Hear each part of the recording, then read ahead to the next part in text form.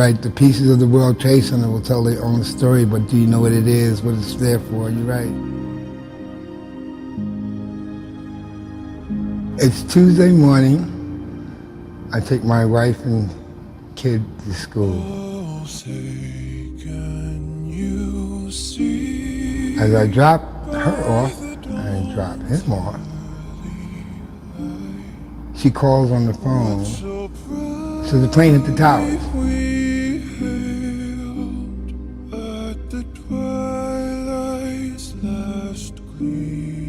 I glanced over my shoulder and seen the tower. And this is the South Tower. Second tower hit, and it's making me tear up.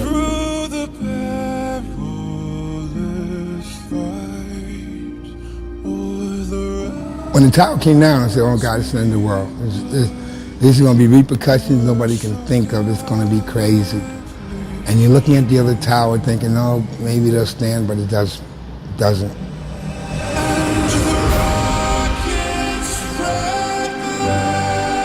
Right to this minute, I told my son, you saved my life. If it wasn't for you, I would have helped people out that building, and I thought I had time.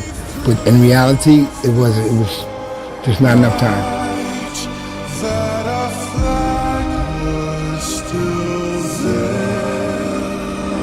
Because the young ones don't think history is important. I tell them it's important. Good or bad, it's important.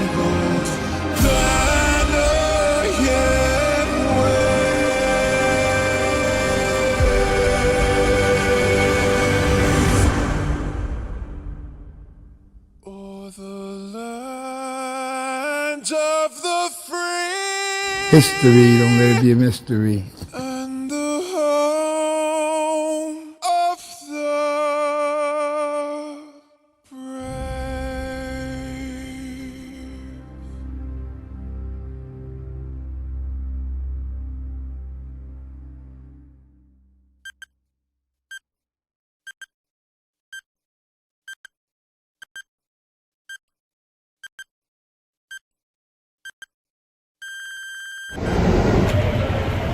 For nearly everyone throughout the country, September 11th, 2001 began like any other ordinary Tuesday morning.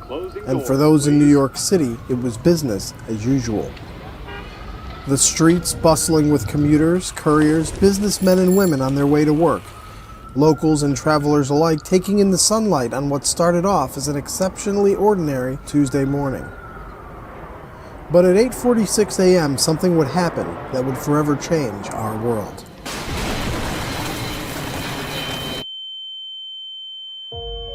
Today we will talk about some of the history of that fateful day and pay tribute to those fallen and those who came from our own Cleveland communities and many other cities across the country as a display of courage, brotherhood, and the resilience of the American spirit in a special dedication segment of Cleave It to Us.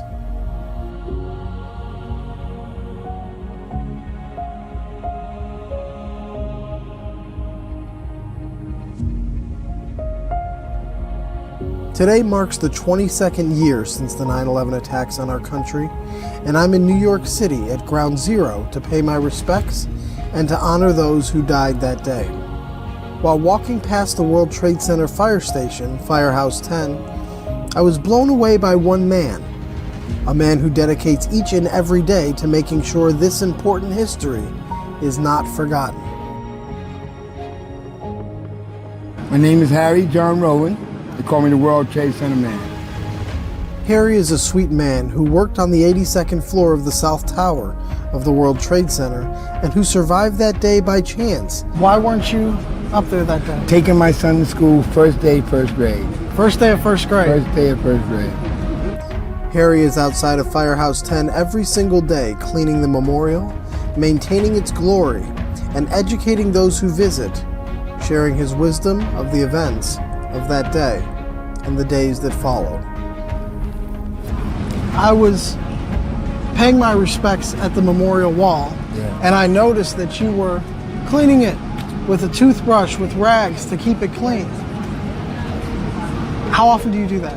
Every day. Every day. I wax it once a year. So you're here every day taking care of the monument.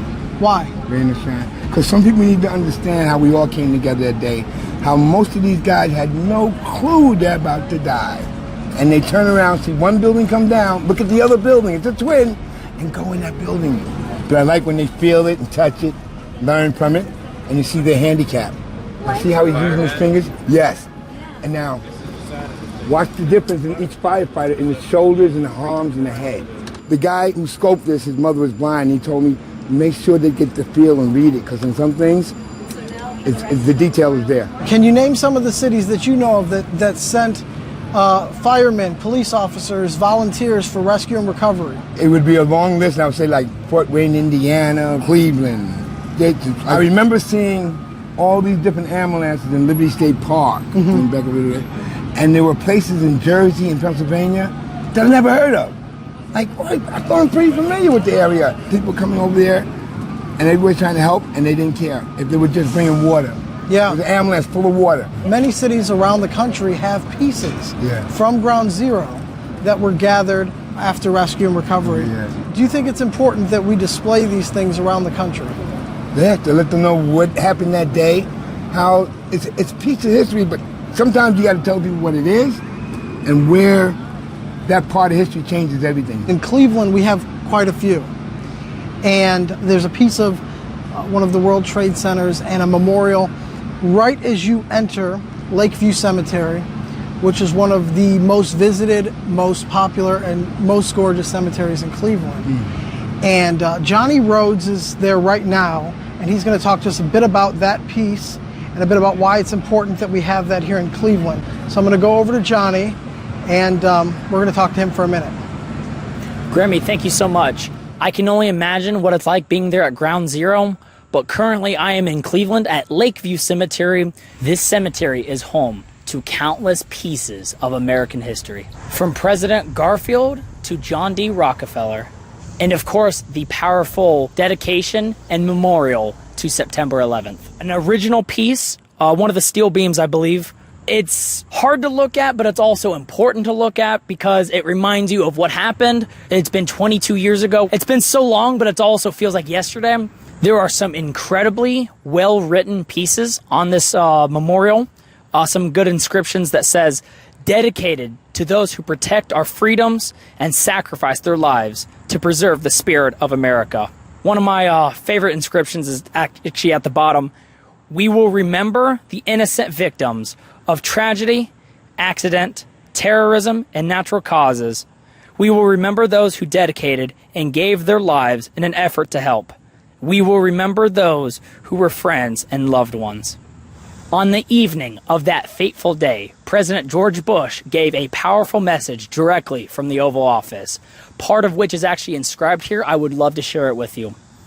It goes the following: terrorist attacks can shake the foundations of our tallest buildings, but they cannot touch the foundation of American resolve. This is Johnny Rhodes at Lakeview Cemetery with Cleveland to Us, sending it back to you, Grammy. Thank you.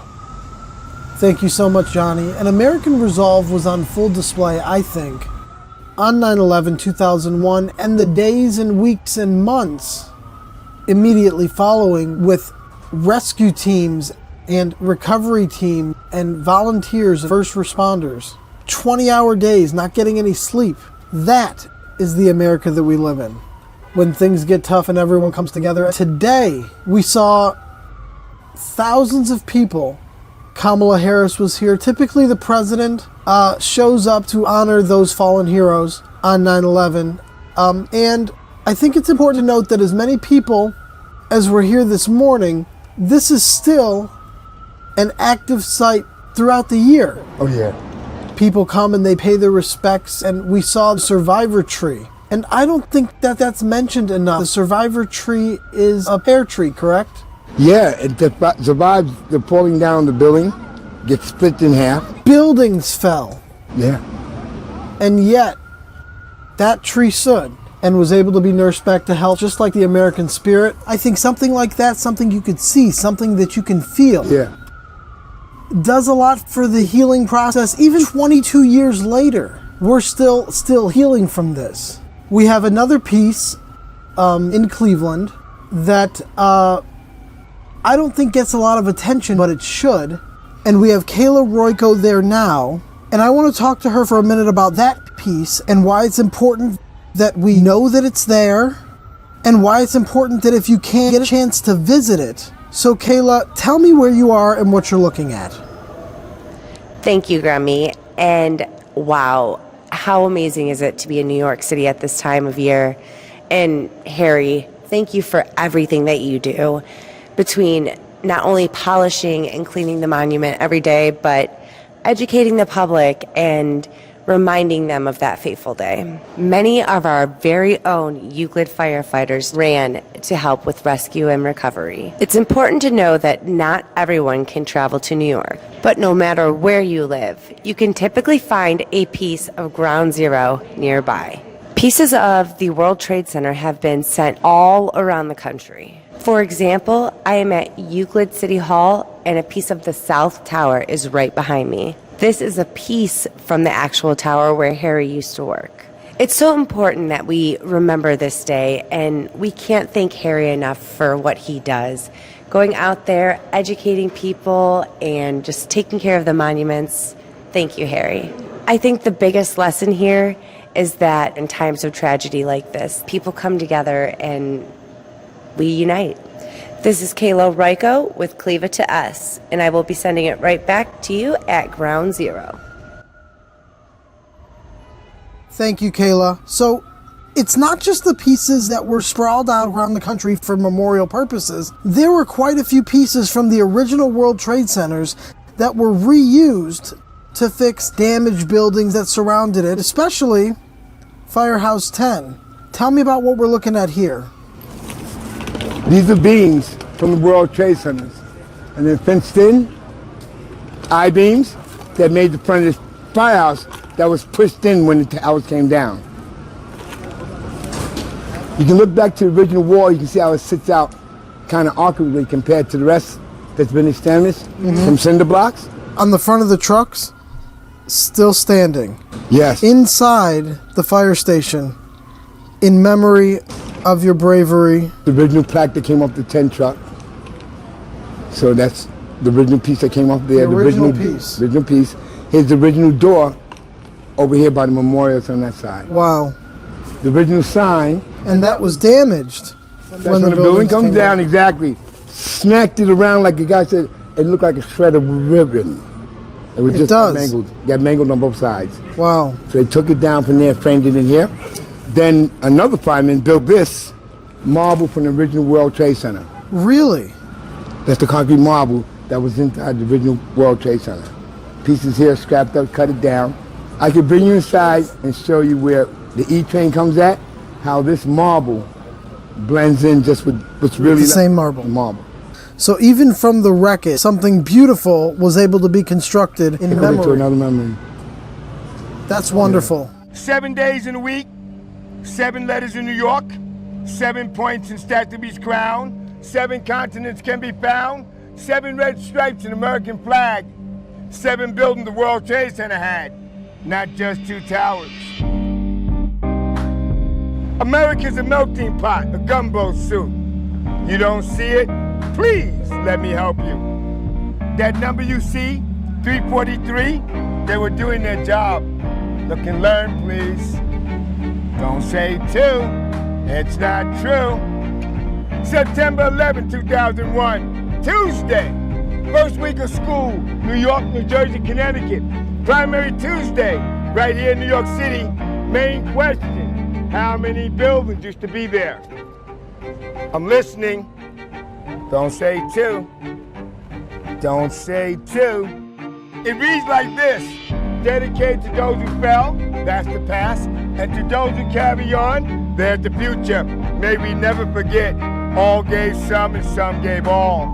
Look and learn, look and learn. Teach the young ones, my main concern. A day that changed all our lives. History, don't live in mystery. Some will listen, some must learn. So it's hard to imagine such a thriving and vibrant district in New York in complete and utter chaos. And if you weren't around to see it, Oh yeah. it's easy to forget. You don't remember it. There are doctors today that were born after these attacks. So this is why people like you are important, so that we don't forget. This is why people like you are important, because you're here of your own volition, cleaning and polishing and maintaining these important monuments and making sure that not only do we not forget, history. but that when someone has a question, you're here to Yeah. answer.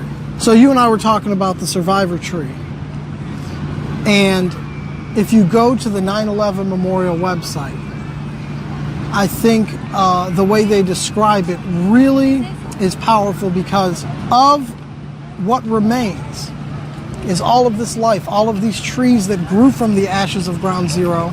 We got a couple acorns from the oak trees, and we're going to plant them back in Cleveland, and hopefully we can get 2 of them to grow the twin trees to memorialize the Twin Towers back in Cleveland. Maybe, you know, this is a way that other people can memorialize that in their hometown if you come to visit Ground Zero and see the acorns at the base of the oak trees. These are trees that grew from the ashes of that day, and a symbol of American strength.